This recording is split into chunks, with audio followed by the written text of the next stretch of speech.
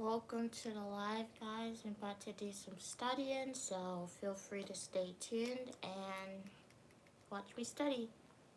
Don't forget to like the video and consider subscribing to the channel.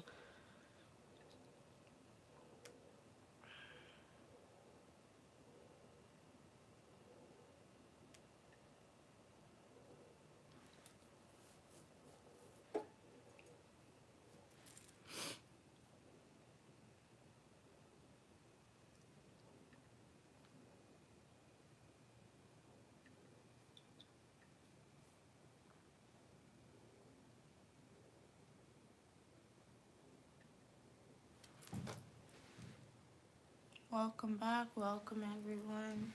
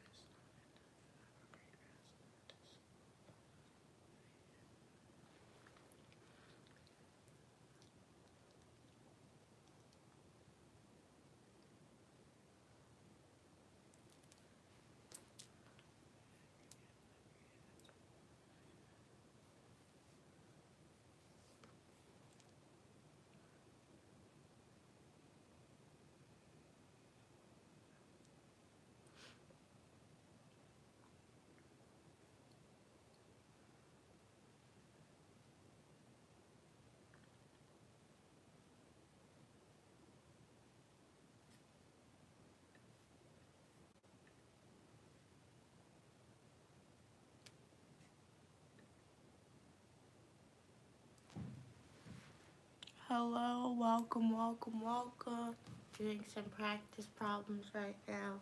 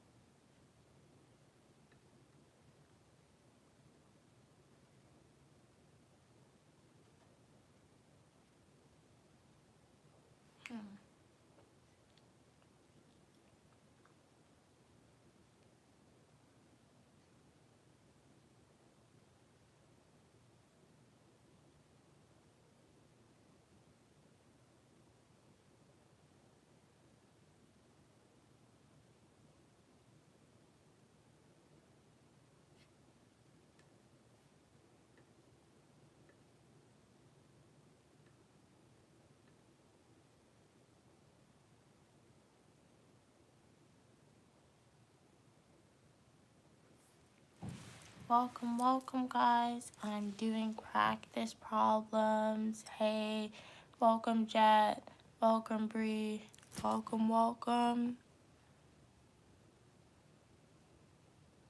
I'm not wearing a wig, guys. I don't wear wigs, but welcome from Italy. Glad you guys could tune into the live.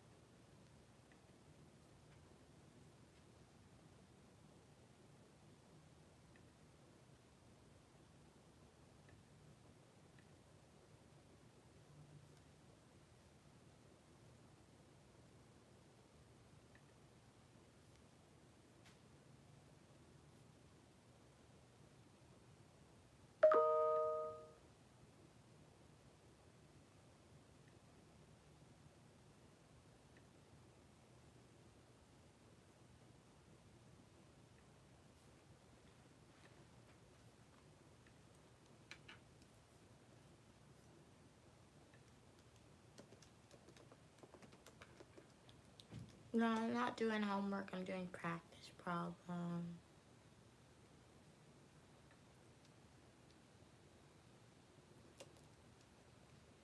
For video.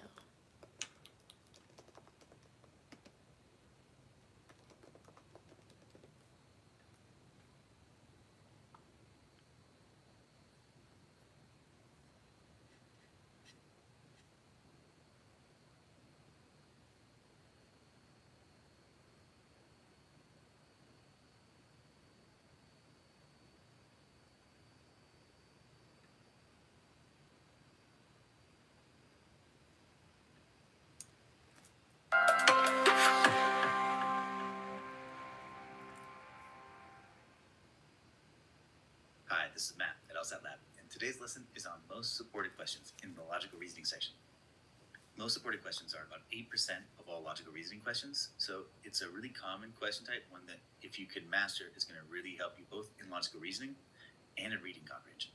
In today's lesson, we're going to cover the following: how to spot a most supported question, what's the process that you want to take when working on one, what are the common reasoning structures that will help you anticipate or pre-phrase the right answer, and the trap answer patterns that you can use to get rid of those tempting but wrong answer choices. So let's start by identifying most supported questions. This question asks, which one of the following is most strongly supported by the statements above? Well, we see the words most strongly supported, and we know this is a most supported question. Where this question step, the information above provides the most support for which one of the following propositions? Well, again, we see most support telling us that this is a most supported question. In this question stem, which one of the following can be most reasonably inferred from the historian's statement? In this one, don't let the word inferred trick you. We're not looking for something that we know has to be true. We're looking for the thing that is most reasonably inferred. So again, this is going to be a most supported question, even though some people might mix it up for an inference question. The process that you want to take on a most supported question is identical to that you want to use on a must be true question or a must be false question. We're looking to find those related statements because we're looking to figure out what we know based off of what we just read. And the common term between the statements, the thing that makes them related, that is the connecting tool that we're going to use in order to draw out inferences. We can use reasoning structure to help us get a better sense for how the statements connect, and then use that in order to anticipate what an answer could sound like. Now, we won't always be able to anticipate the answer, or the answers that we do anticipate may not always be what's presented in the answer choices. But we do want to go through that process of looking for those connections between the statements and then using those connections in order to anticipate what an answer could sound like. Once we have an idea of what we're looking for, we can go into the answer choices and use trap answer patterns to make the eliminations. The most important reasoning structure on most supported questions is comparison. 58% of most supported questions use comparative reasoning within the statements. So let's take a look at this reasoning structure first. So here's an example question. Try this one on your own, hit pause, and when you're ready to look at this one together, hit play again.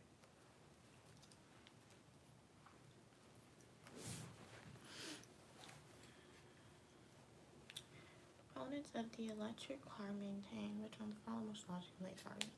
Proponents of the electric car maintain that when the technical such cars widely used and because they are emission-free,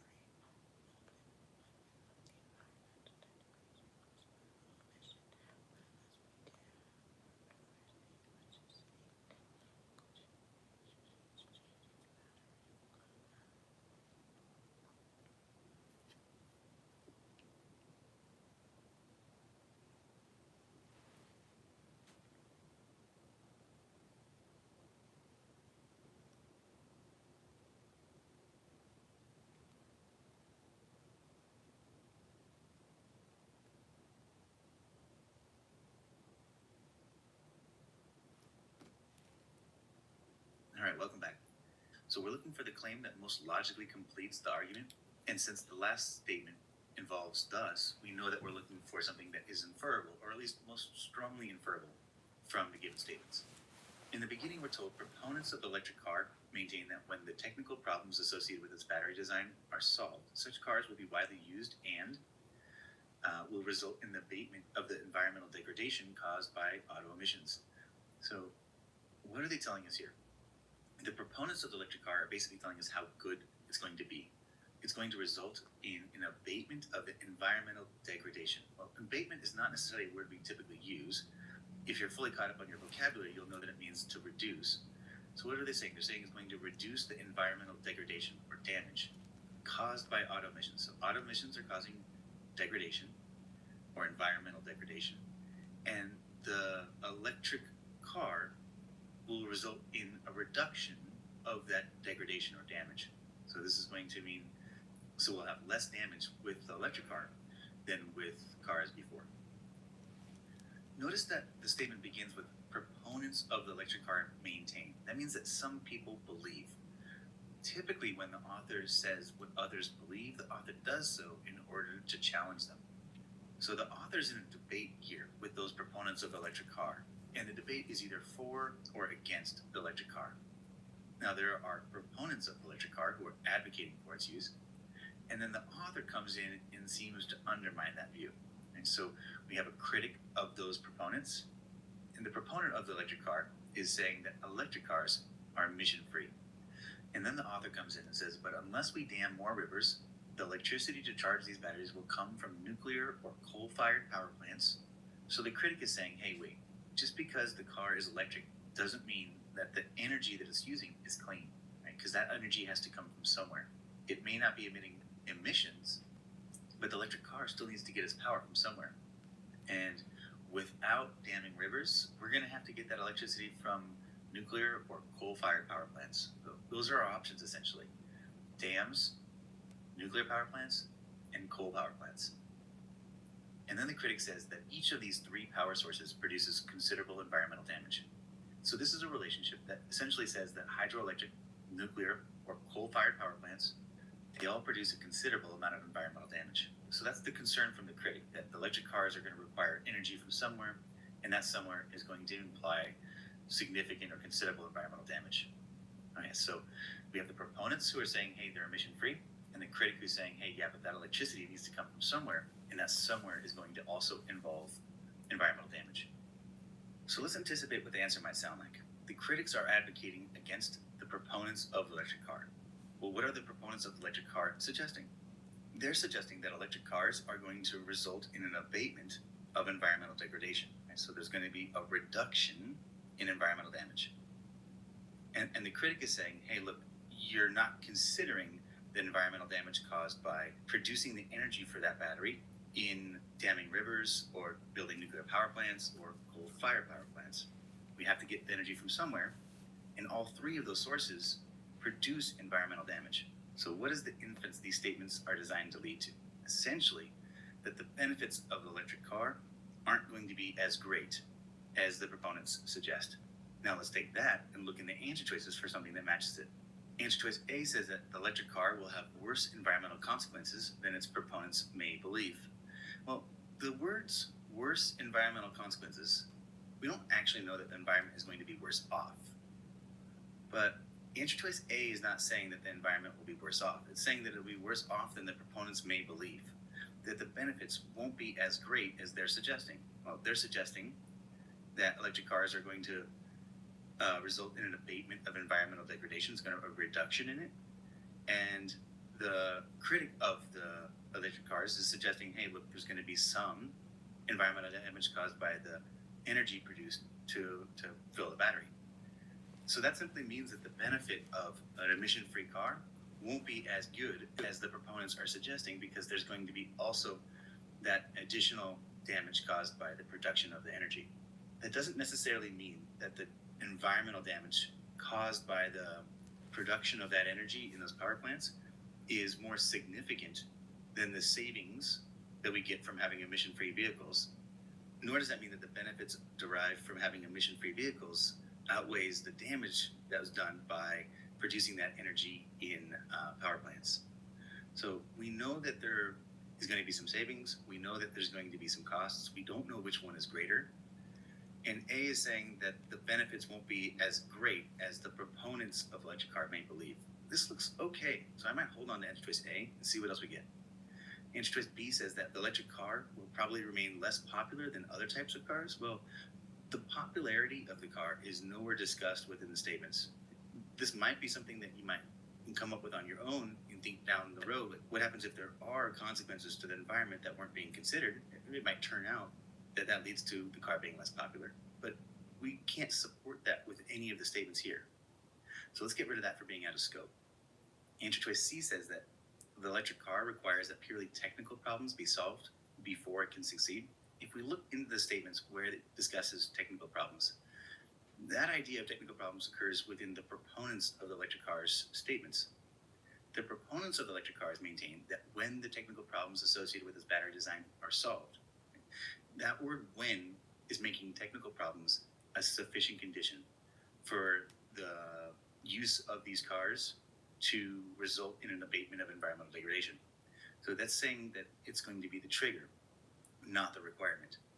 Whereas answer choice C says that the electric car requires that purely technical problems be solved before it can succeed. This is making the technical problems or the solution to those technical problems a necessary condition, as opposed to what the statements were suggesting.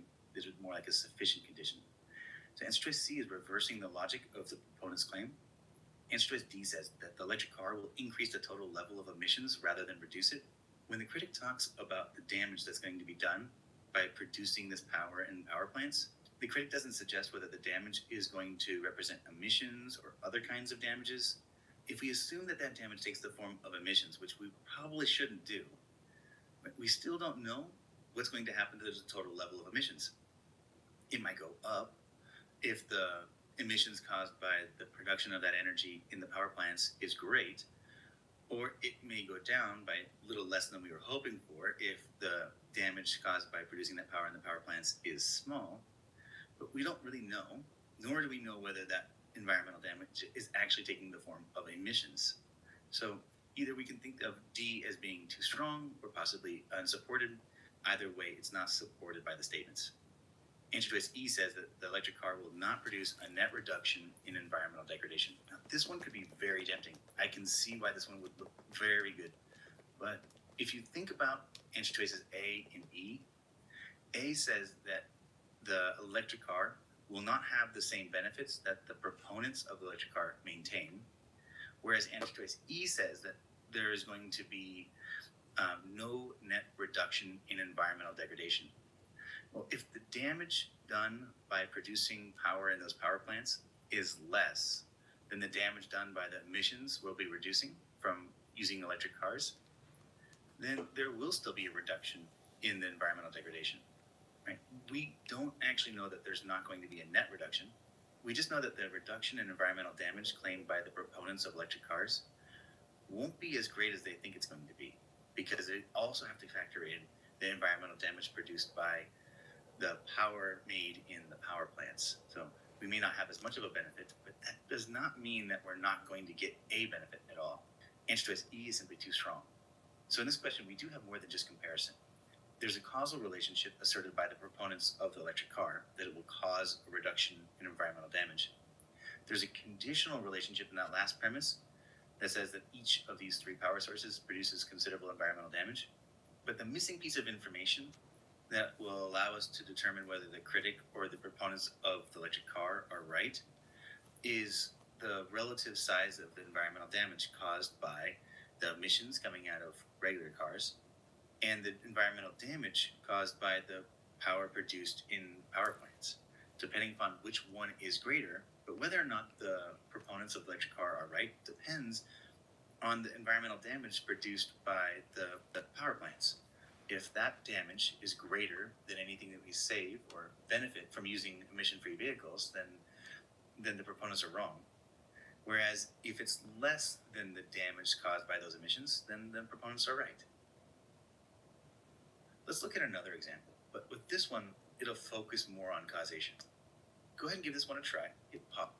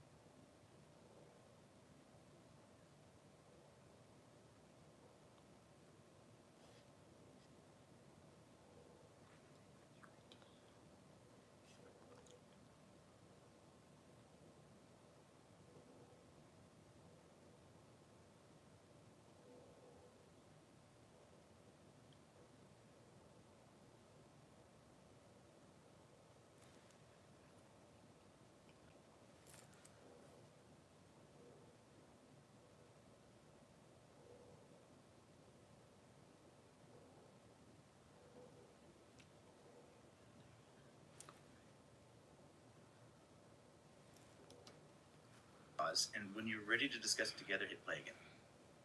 All right, welcome back. So what are we told? Well, we know that news media rarely cover local politics thoroughly, and local political business is usually conducted secretively. Okay, so we know those two things. Then it goes on to tell us that these factors each tend to isolate local politicians from their electorates. This is a separate statement. It's saying that those things cause politicians to be isolated. So we know those things are happening based off the first sentence, and we know that those things cause politicians to become isolated in the second sentence. And we're told that this has the effect of reducing the chance that any particular act of resident participation will elicit a positive official response. So when we isolate politicians, that causes a lower chance of a positive official response. And then finally, which in turn discourages resident participation in local politics. What is which referring to? It's referring to what I just discussed. So that's lowering the chance of a positive official response, causes or discourages resident participation in local politics. So there's a chain reaction here. When media rarely cover local politics and when local politics are conducted secretively, that causes politicians to be isolated. And when politicians are isolated, that causes a lower chance that we're going to get a positive official response. And when you have a lower chance of a positive official response, that causes a reduction in resident participation. And we know that the triggers here are happening, that media rarely cover local politics and that local politics is conducted secretively. So what can we infer? Well, if we know that this causal chain exists and we know that the trigger of the causal chain is true, we might anticipate that the right answer would tell us that the end of the causal chain is also true. So we might anticipate that in this area, there's a lower chance of resident participation. But let's see what we get when we go to the choices. Answer choice A is saying that particular acts of resident participation would be likely to elicit a positive response from local politicians if those politicians were less isolated from their electorates. So if we put this into notation, we can see that it's saying that if we don't have isolated politicians, that will cause us to have a likely positive response. This one will be very tempting on the first pass, and it might take a second pass to notice the difference here. But there's a difference between saying that we'll have a lower chance of a positive official response and actually being likely to have a positive response. So, like, it almost looks like answer choice A represents a negation of the relationship, which in causal language that actually could work, because if isolating politicians causes a lower chance of a positive response, then if we can remove that thing that's creating the lower chance, then we should have a higher chance of a positive official response. But having a higher chance of a positive official response is not the same as saying that we will likely have a positive response. So answer choice A is going just a little bit too far, and it's too strong. Answer choice B says that local political business should be conducted less secretively because this would avoid discouraging resident participation in local politics. Now, the key here is should be conducted. There's a recommendation in answer choice B, but that recommendation has no matching language in the statements. The statements are about what's happening, not about what should happen. And so answer choice B is simply out of scope. Answer choice C says that the most important factor influencing a resident's decision as to whether to participate in local politics is the chance that the participation will elicit a positive official response. And while we know that might be a factor, answer choice C, in going so far as saying that it's the most important factor, goes again way too far. It's too strong. Let's get rid of it. Answer choice D says that more frequent, thorough coverage of local politics would reduce at least one source of discouragement from resident participation in local politics. So more frequent, thorough coverage is the opposite of having rare coverage, right? They say that news media rarely cover local politics. So this is the opposite of that. And then if we're going to get rid of or reduce at least one source of discouragement, then we'll have less of this thing that's causing our politicians to become isolated. And if we have less isolated politicians, then we'll have more likelihood of a positive official response, then we're going to have more likelihood of resident participation. With causal language, we can't say that having less of the cause is going to mean that we're going to have less of the effect. We can't prove it 100% true, but we can say that it's supported. And so when we look at answer choice D, it's basically saying that if we have less of the cause, we're going to have less of the effect, which that actually follows given causal language. So let's hold on to answer choice D and take a look at answer choice E. It says that if resident participation in local politics were not discouraged, this would cause local politicians to be less isolated from their electorate. In this case, we have a relationship. If resident participation is not discouraged, well, where does it talk about discouraging resident participation? That's at the end of the causal chain. This would cause local politicians to be less isolated. It almost looks like it's working through contrapositive reasoning structure. If the statements in the stimulus were built on conditional logic, answer choice E would be a fairly decent choice. But it's deeper than conditional relationships. The statements in the stimulus are more about causal relationships, and the contrapositive does not work in causal language. So answer choice E is an unsupported relationship. We can get rid of it. And that leaves us with answer choice D is the right answer. All right, one more example. And this time we'll be focusing on conditional logic. About 29% of most supported questions contain conditional statements. Go ahead and give this one a try. And when you're ready to think it through,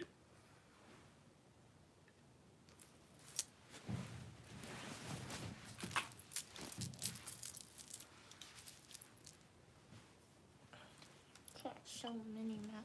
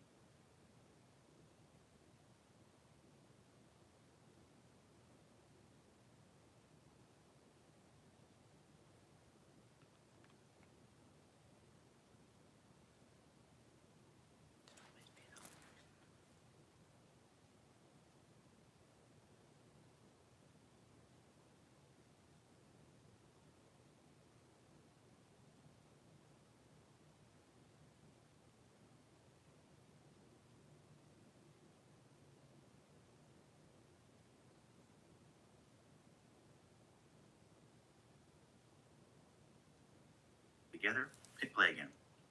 All right, so in this case, we know that nations are not literally persons. And furthermore, we know that nations have no moral rights.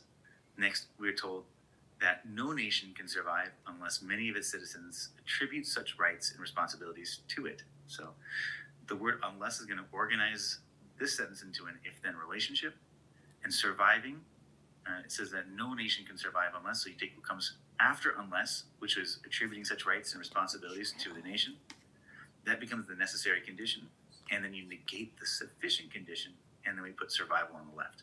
So if a nation is going to survive, then it must be the case that people believe that it has rights and responsibilities. And then we're told, for nothing else could prompt people to make the sacrifices national citizenship demands. Well, nothing else could prompt people to make the sacrifices that national citizenship demands. Nothing else can do it. If nothing else could prompt people to make the sacrifices that national citizenship demands, then making those sacrifices, it has a demand. The demand is that people believe that nations have rights and responsibilities. So we have a couple of conditional relationships, both ending in the outcome that people believe that nations have rights and responsibilities. And we have a couple of statements before that nations are not literally persons, and that they don't have moral rights and responsibilities. So where does this go? Well, we see that the latter statements are about what people believe, while an earlier statement is about what is the case. Right? That the nations are not persons. The nations do not have rights and responsibilities.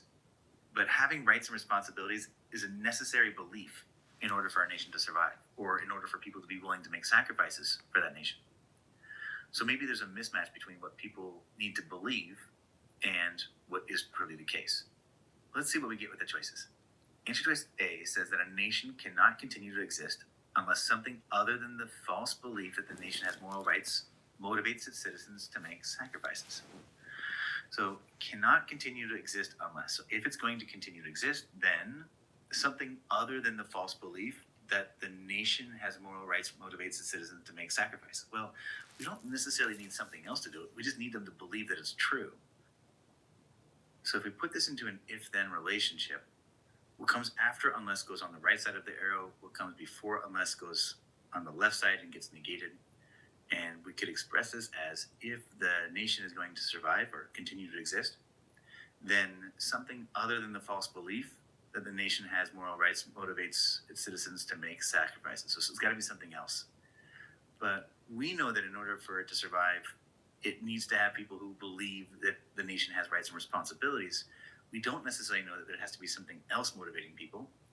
So this answer choice is simply unsupported. Let's look at answer choice B.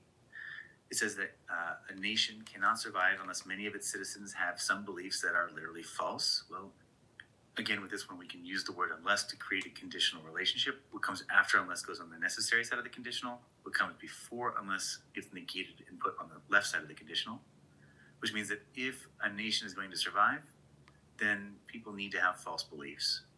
Well, we know from the statements that if a nation is going to survive, that people have to believe that a nation has rights and responsibilities. And we also know that no nation has rights and responsibilities, right? They have no moral rights or responsibilities. So if people are believing that it's true, but it's not true, then we know that they're having false beliefs. And so yeah, answer choice B does look like it's supported from the second statement and the third statement. Let's hold on to answer choice B and see what answer choice C gives us. Answer choice C says that a nation can never be a target of moral praise or blame. Well, the idea of being a target of moral praise or blame is not discussed in the statements. It's out of scope, and we can get rid of C fairly straightforward. Answer choice D says that a nation is not worth the sacrifices that its citizens make on its behalf. Well, saying that a nation is not worth something, the idea of worth is not discussed anywhere, so again, this is going to be out of scope. Answer choice E says that a nation should always be thought of in metaphorical rather than literal terms. Well, saying that something should be thought of in a certain way, like what should or should not be happening, is not discussed in the statements. So again, that word should is a tip that we're looking at something that's out of scope here. And that leaves us with answer choice B as the right answer. So when we think about what makes wrong answers wrong on most supported questions, right, there's issues of scope, logic, and degree. Answer choices that are bringing up new terms, things that were not discussed in the statements, are out of scope. 21% of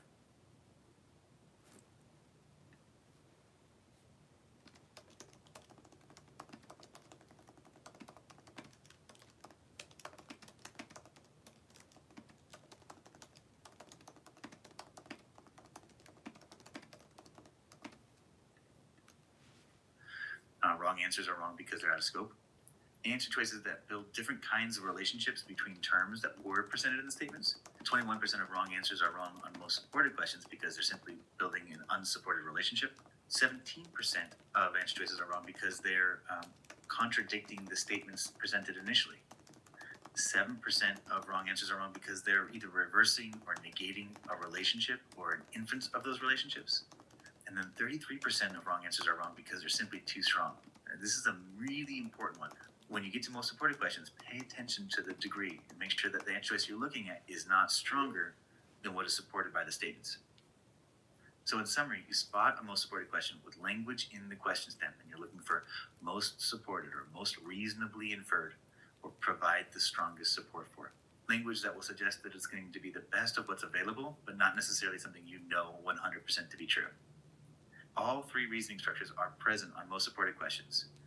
58% of them involve a Charge my computer, and I'm gonna practice problem while it's charging.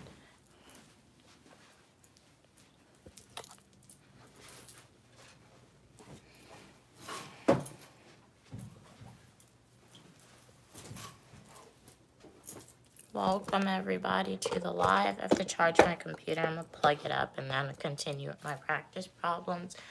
I'm doing some LSAT studying, guys. Welcome, welcome. Can't show you the bed when I'm putting the teddy bears on YouTube. It gets iffy. But welcome to the live, guys. Hopefully you are doing good this morning. Don't forget to subscribe if you haven't already.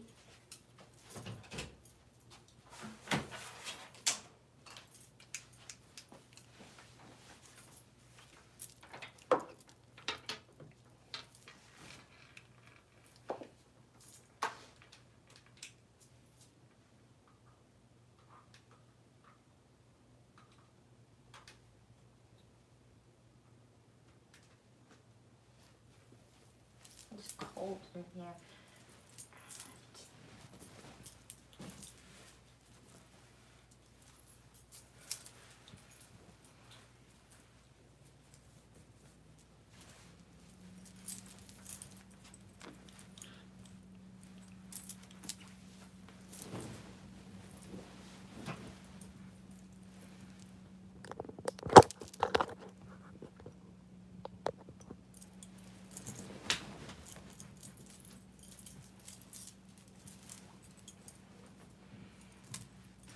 Now I'm gonna do some practice problems based on the video that I just watched.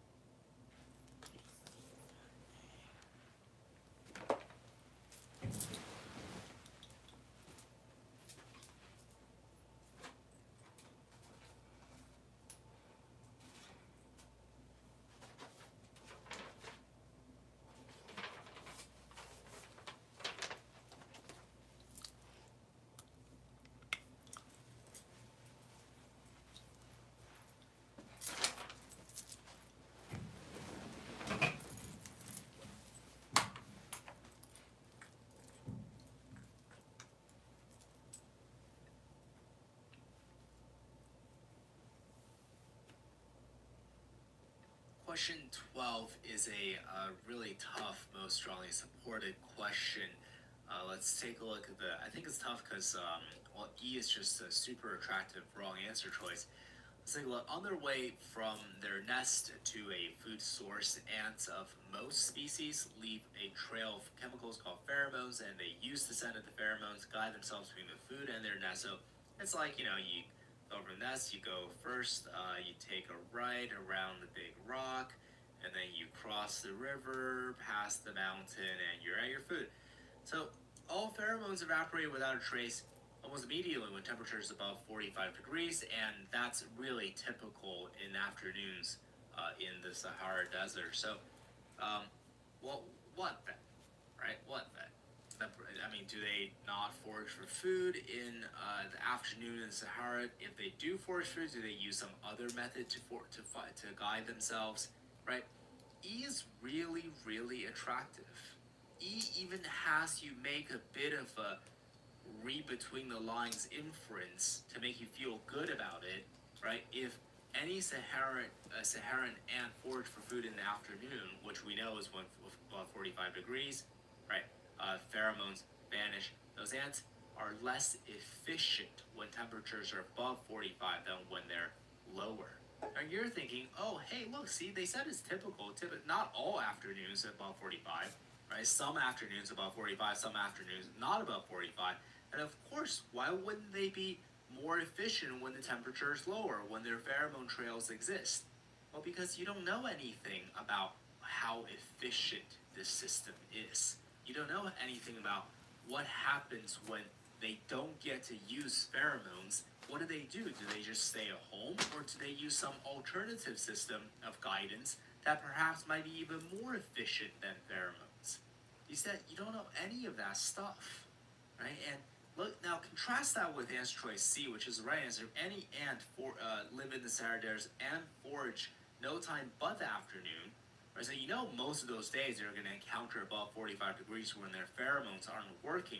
Then those ants generally do not use pheromones to guide themselves in their food and their nest.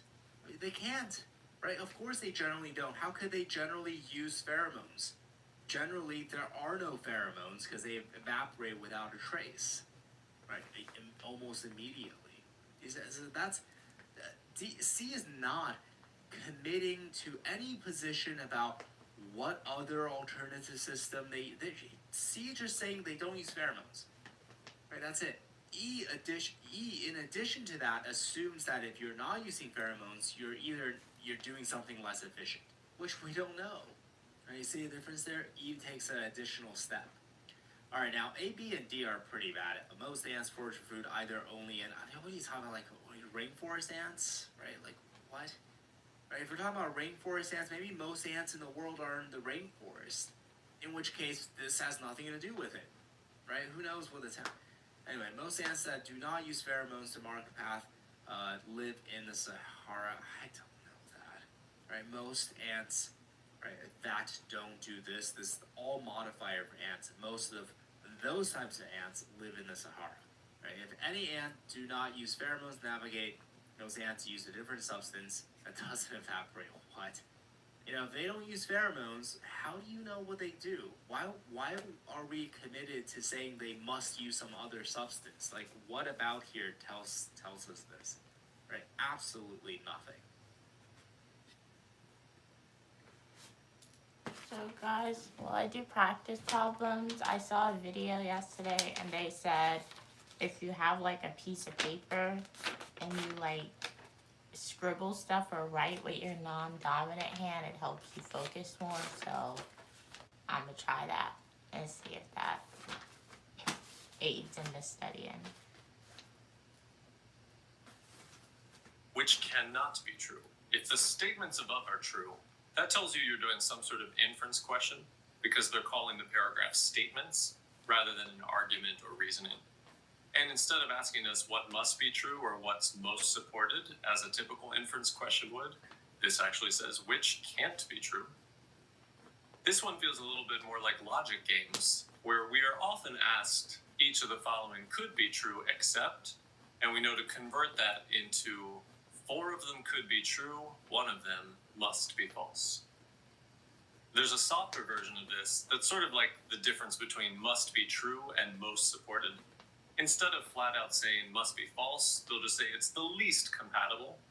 But when LSAT uses the term incompatible or incoherent, it means contradictory. So the least compatible means the most contradictory. Again, this question stem is referring to the paragraph as statements, which tells us we'll be reading facts and information, not an argument. When we're in the inference family, we're not reading arguments, so we're really reading facts and seeing if they have any relation to each other. Particularly, we look out for conditional and causal relationships. We look for overlapping ideas. If something's being brought up more than once, then usually we can derive something by combining the two facts we're given about a certain thing. If we are reading and we see conditional logic wording, we'll definitely start thinking about maybe diagramming some of the conditional logic. If we see comparative or causal wording, which is much less rare here, then we might enter more of that sort of mindset, seeing if there's a causal chain, or trying to sort of itemize where are there similarities, where are there differences between these things being compared. When it comes to step 3, anticipating an answer, there are two main directions that you will usually see a correct answer go on a must be false. It'll typically either contradict a conditional statement that we were given, or it'll contradict a possible inference that we could have made. Let's look at each of those. So let's say that Solomon is a polite eater.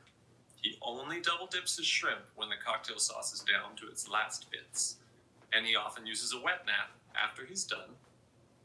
If we were being asked, which of these must be false? Could it be true that using a wet nap is considered impolite? It's kind of tempting. I mean, we said Solomon was polite. We said Solomon uses a wet nap.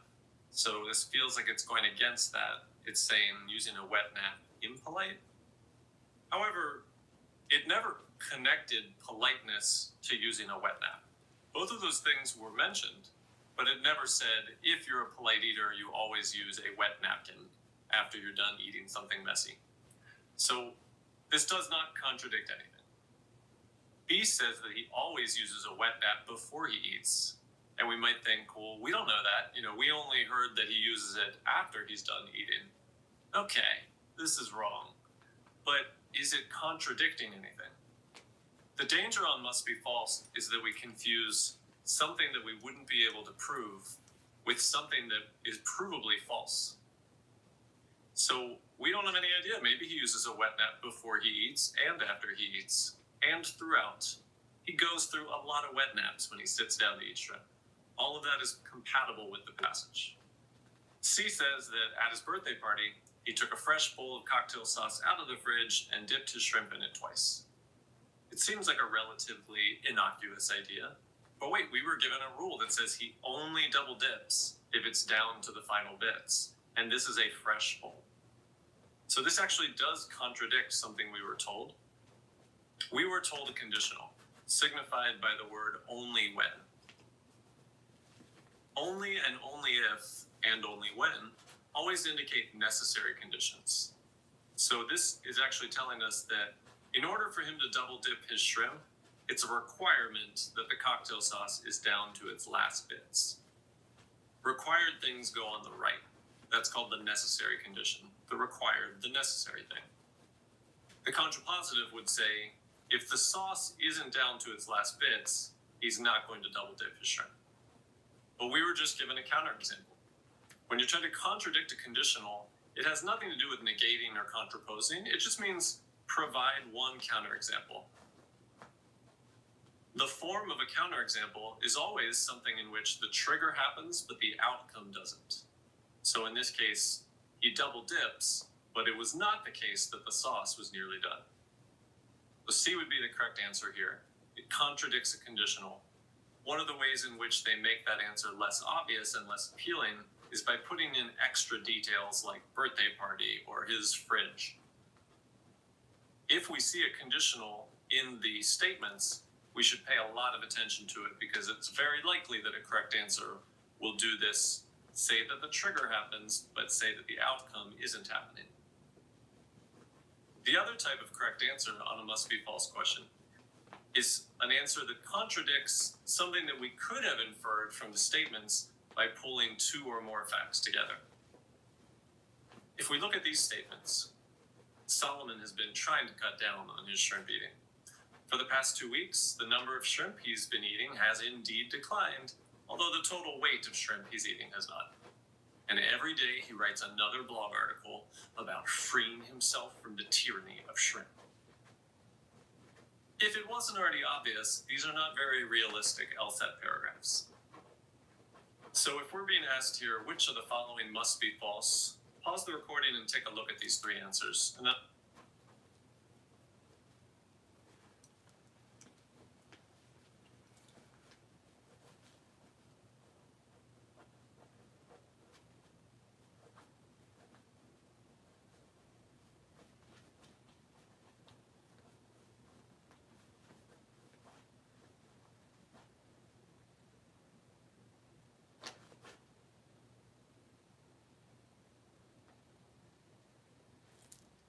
unpause when you want to hear about them.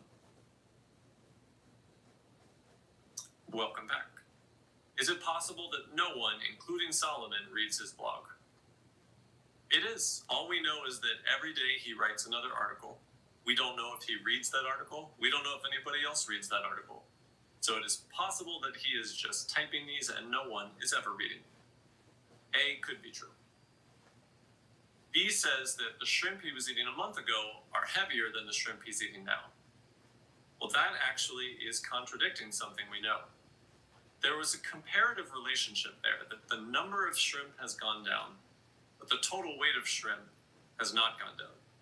If we think about the math involved, your total weight of shrimp is just how many shrimp you ate times the average weight per shrimp.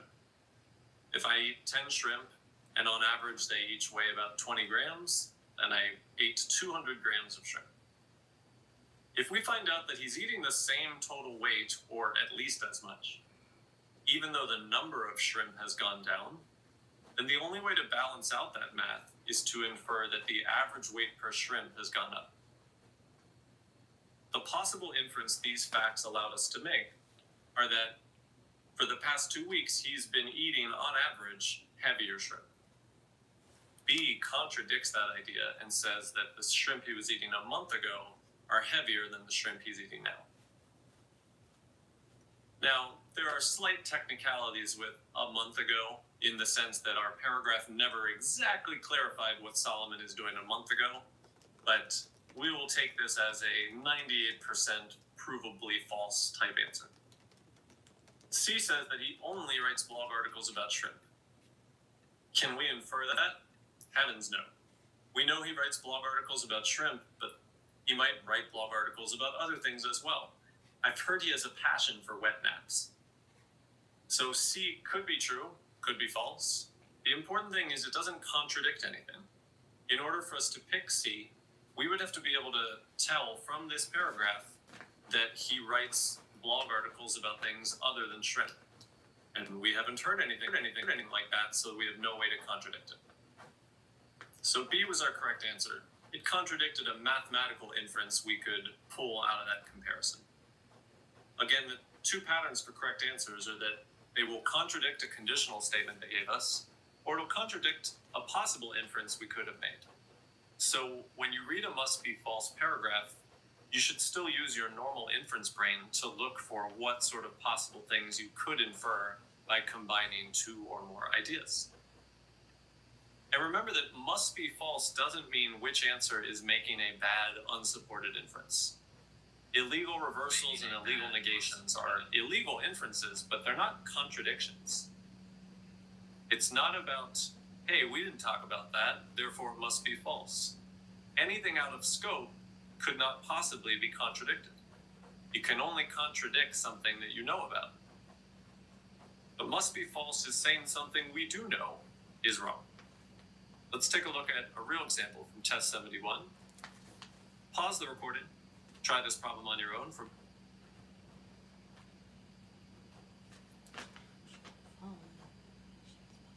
violates Schwarzschild's statement. One should not intentionally misrepresent another person's belief unless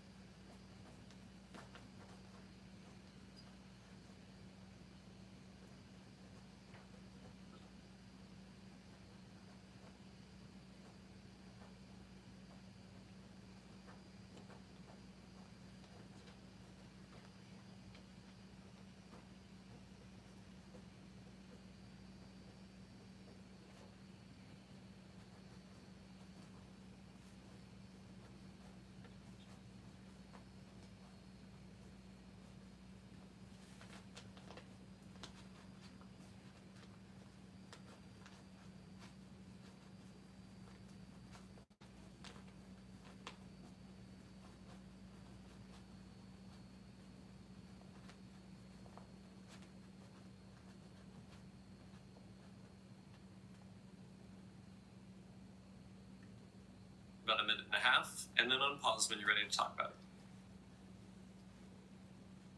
This is a very atypical phrasing for a must be false type of question. It's talking about violating a principle. The word principle almost always means a conditional claim on LSAT. So must be false would have us thinking conditional, and principle would also have us thinking conditional. Sure enough, the word unless is there. Unless is a very common conditional trigger word, and one of the easiest ways to always know you're setting it up correctly is to learn that unless is the same as if not. The if part of a rule goes on the left, and if not is just saying we'll put the negated version of this on the left. The idea that comes after unless is that your purpose is acting in the interest of some other person. Since we are thinking, okay, if not, we're going to say if your purpose is not acting in the interest of another person, then you should not intentionally misrepresent their beliefs. All right, so we have a principle, it's a conditional rule. We used unless, if not, to make sure we set it up correctly. Now we have to think, all right, what does it mean to violate a principle? It means to contradict a conditional. And the form for that is, I need a counterexample where the trigger happens, but the outcome doesn't. So we can anticipate an answer that would sound like the left side happens, somebody was not acting in the interest of somebody else, but the outcome is opposite of what it should be. This person does intentionally misrepresent the other person's beliefs. If you want, you can pause the recording one more time to double check your answer to see whether it gives you the blue and the red. Let's look at choice A. If we're wondering whether or not Anne was acting in the interest of Bruce, that last idea says she was definitely not acting in his interest. In fact, she just wanted to make him look ridiculous. Okay, so we've established the trigger. Now we want to see Anne does intentionally misrepresent Bruce's beliefs. She tells someone that Bruce thought that the moon landing was a hoax, even though she knows he doesn't think this. Okay, well, so then, yeah, she definitely intentionally misrepresented Bruce's beliefs.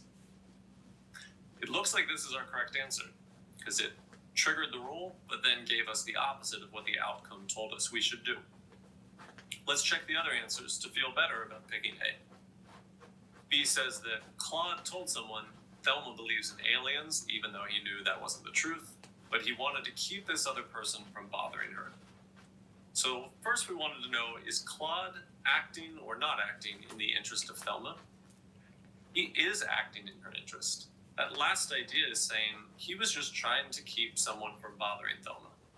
So we don't get off the ground on this one. The other part is right. I mean, he does intentionally misrepresent her beliefs, but because he does so for her sake, it isn't covered by this principle. This principle only covers cases when you aren't acting in the interest of the other person. We can get rid of B. When we scan C, trying to figure out whether or not one person was acting in the interest of another, we can see that the motivation was he wanted these people to think highly of Maria. So it sounds like he's acting in Maria's interest. That means that, again, we're not going to get anywhere with this because we didn't establish that blue, the trigger that says he wasn't acting in their interest and he intentionally misrepresented her beliefs. We also don't really know whether he misrepresented Maria's beliefs. All we know is that Maria didn't want him to say a certain thing, but it may have been a true belief Maria had. So it doesn't match the trigger, but it also doesn't clearly match the outcome as well. When it comes to D, what are the motivations of Harvey? He said what he said because he thought she would like him as a result. All right, so Harvey is saying something not in the interest of somebody else, but in his own selfish interest. He's not acting in the interest of Josephine. Does he intentionally misrepresent Josephine's beliefs? No, he intentionally misrepresents his beliefs. He lies about thinking that she'll one day be famous, but that's not covered by the rule. This rule is saying you shouldn't intentionally misrepresent what other people believe, It doesn't say whether or not we're allowed to intentionally misrepresent our own beliefs. Get rid of D because it doesn't match the outcome. When we look at E and we check on Wanda's motivations, she is just trying to embarrass George. She wants people to know that George is a geography fool. Okay, so we've established the blue. She's not acting in the interest of George. Does she intentionally misrepresent George's beliefs? We know from this paragraph that Wanda knows that Egypt isn't really in Asia, but we don't know whether or not George genuinely believes that. She might be correctly representing George's silly belief that Egypt is in Asia. Since we don't know whether or not George actually believes Egypt is in Asia, we can't tell whether she's misrepresenting his belief or correctly representing it.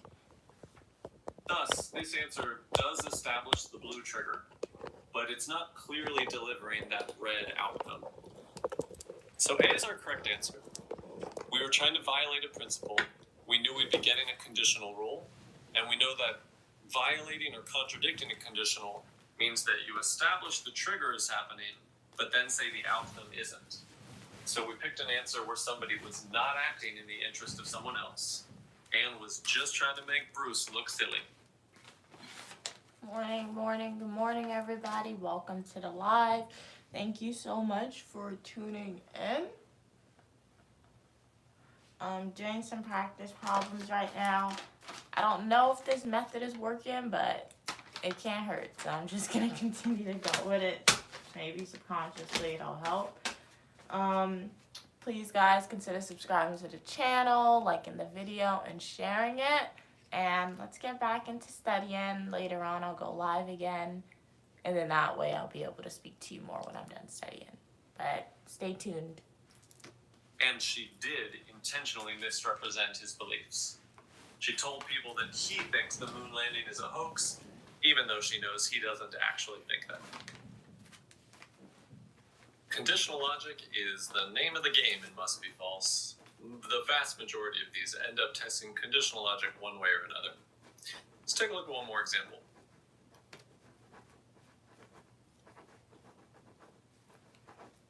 According to the argument, each one of the following could be true.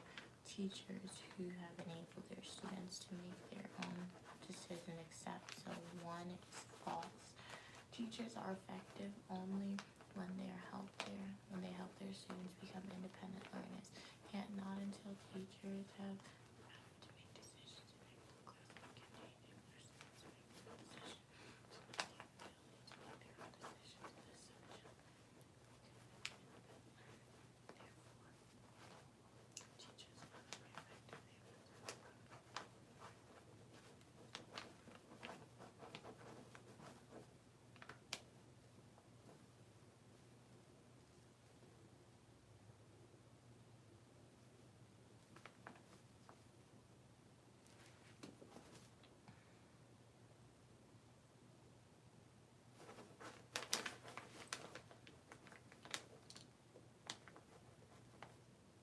Okay, so according to each of the following could be true of teachers who have enabled their students to make their own decision.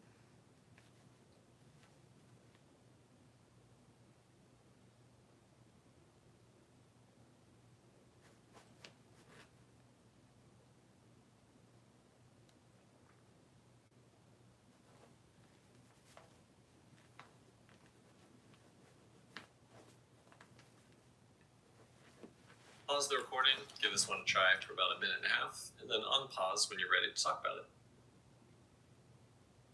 Welcome back. This question stem gives us the could be true except wording. When we go to this paragraph, do we see any conditional logic this time? Yes, we actually see quite a bit. Only when, until, essential, if. Yes, those are all conditional logic trigger words. It's about 15 or 20 words we should memorize that show up a lot to introduce conditional logic. And we want to memorize for each word whether it introduces a sufficient condition that we would put on the left side of the arrow, whether it introduces a necessary condition that we would put on the right side of the arrow, or whether it's one of those special if not words like unless that we saw in the previous problem. The most common sufficient triggers are things like if, when, where, whenever, wherever. Any universal like all, each, any, every. And the only is a sneaky little counterexample, because only and only if and only when are the most common necessary trigger words. You'll also see words that sound like a guarantee, things that ensure, imply, guarantee, always lead to something else, introduce a right-side idea. And words that introduce necessity, if we're saying that we require something, we need it, we depend on it, that thing also would go on the right side, on the necessary side. In fact, it's just really nice to remember that if it's required, it goes on the right. And then we have these three words, unless, until, and without, where the rule that you want to memorize is that you will put whatever idea comes after that word on the left side of the arrow, but a negated version. So if not is saying, you treat it like if, in that you put it on the left side, but you need to put the negated version. So returning to this paragraph, the first one we saw was only when, which is just like only if, it introduces a right side idea, a necessary condition. So helping students become independent learners has to be on the right side of the arrow.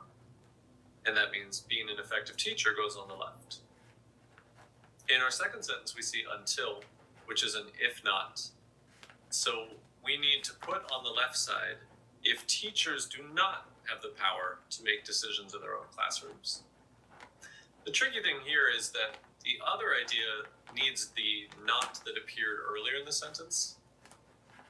We're saying if teachers don't have the power to make decisions in their own classroom, then they can not enable their students to make their own decisions. This was a weird phrasing where I could say, until you clean up your room, you cannot have dessert.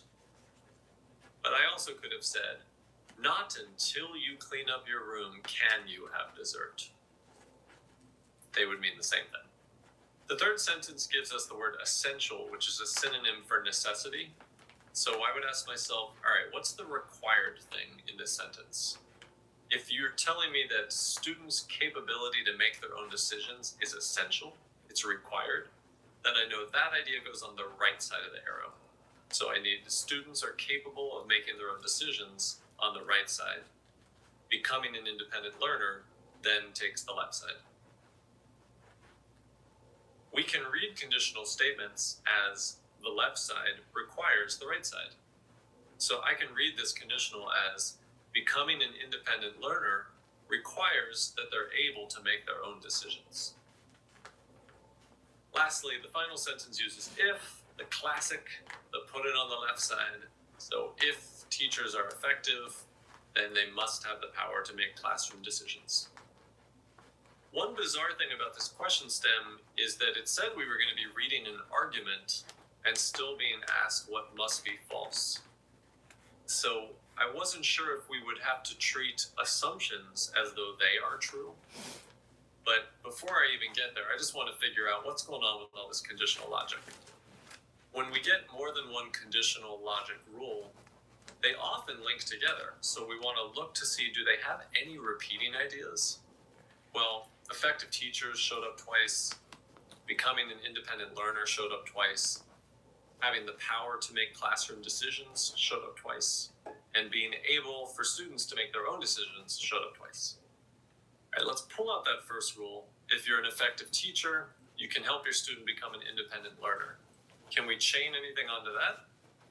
Sure, we have a rule that says if the students are becoming independent learners, then they must be able to make their own decisions. Can we chain anything onto that?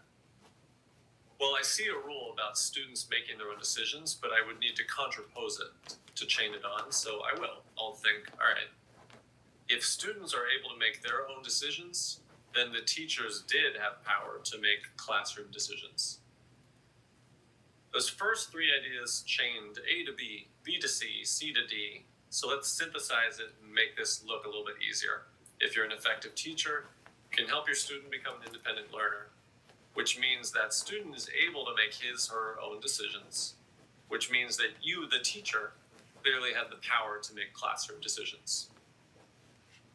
When we look at our conclusion, we realize there's really not a new thought happening there. That was just a correctly derived conclusion. Effective teacher implies power to make classroom decisions.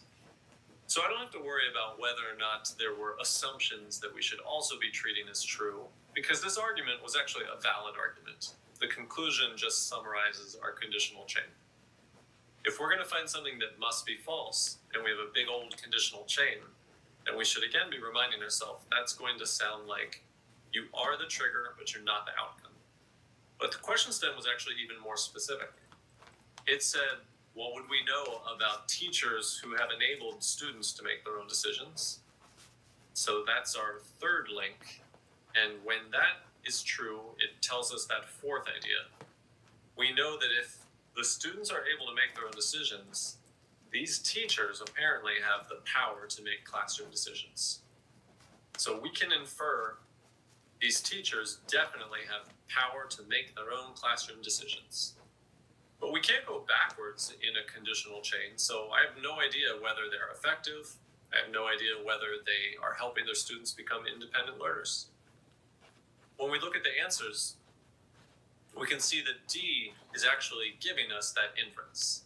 That must be true. They definitely have the power to make decisions. So D is wrong. We're looking for something that must be false, and D must be true. A, B, and C are dealing with those unknowns. We don't have the ability to go backwards, so we have no idea whether or not they're effective.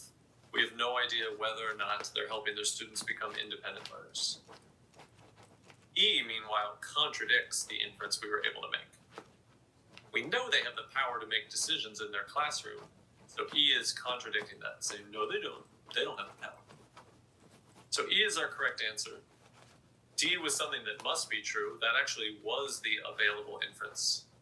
A, B, and C were just toss-ups. They could go either way. We have no idea. All right, so once again, how do we spot must be false questions? It might say must be false, might say cannot be true, could be true except, least compatible, or violates a principle. The most common reasoning structure by far will be conditional logic. Most correct answers will either contradict a conditional rule, or they'll contradict some available inference that we could have made by combining ideas. When it comes to trap answers, you could lump them all together and just say, well, they all could be true. But when we think about how the test writers designed them, we could get a little bit more granular. Some things are unopposed, meaning they certainly fit within the information we were given. If I say that somebody uses a wet nap after they eat shrimp, it's certainly unopposed to say they also use it before they eat the shrimp. Out of scope is really referring to bringing up brand new things we never talked about. Bringing up a brand new thing means that there's no possible way we could contradict it because we didn't even get any information about it in the first place. Supported is more like an answer that is a valid inference or sounds like it pretty reasonably goes along with the paragraph. We're looking for something that starkly goes against the paragraph. Reversal and negation refer to ideas that are tempting because we know it's an incorrect manipulation of a conditional logic rule. It's not a valid inference. But that's not the same thing as contradicting a rule. Finally, some answers will be too weak to contradict, which is sort of like saying unopposed, that they could still fit within the margins of the facts we were told. If I'm told that most clowns are scary, and an answer says some clowns are really nice and welcoming, that doesn't contradict, it's too weak. There's room for some clowns to be nice when I've only said most clowns are scary. All right, thanks a lot for learning with us. Please check out any of our other videos on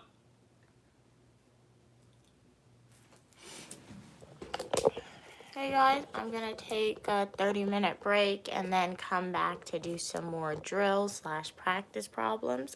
So I'm gonna log off for now, but stay tuned because I'll let you choose my outfit today. I'm going grocery shopping and to the mall to return some stuff. So subscribe to the channel, like the video, and I'll be back in, I don't know, an hour to 2 hours. So subscribe guys, see you soon, bye.